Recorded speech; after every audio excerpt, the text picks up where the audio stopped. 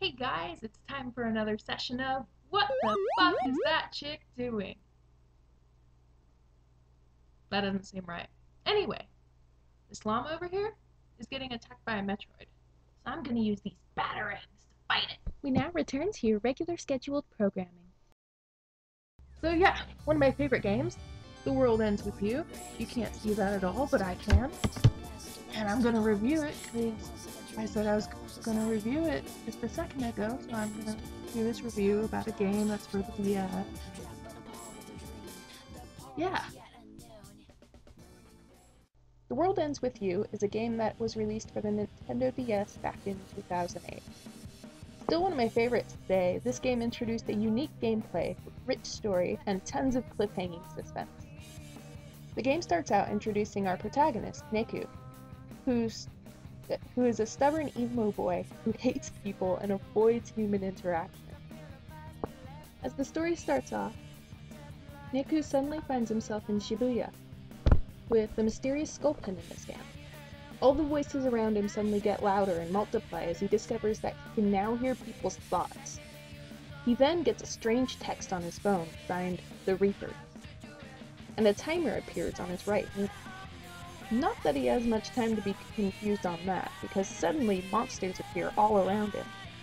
He runs from the monsters and is found by a girl, Shiki, who forces him to make a pact with her in order to defeat the monsters, also known as Noise. Neku learns that he is part of a 7-day survival game, where the losers are erased from existence. Although Neku continues to keep close up and refuses to accept the concept of friendship and working in teams, he soon learns that working together is the only way to fight for what his right to exist, and eventually to overtake the Reaper organization.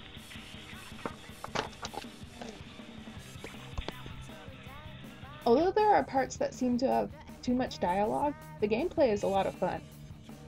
To fight off the monsters, Noise, you collect various pins called each with their own unique powers that can be activated with different strokes of the stylus. As you fight, the pins level up to become more powerful, and some of them even evolve into a new power.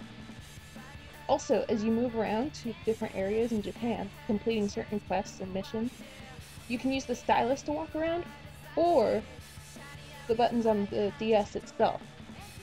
Not just that, but for left-handed players, you aren't limited to just the D-pad.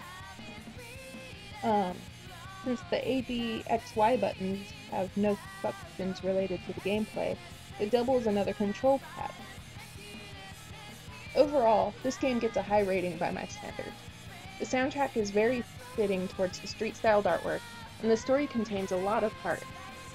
The plot is interesting and full of twists, and the characters' personalities are very unique and convincing.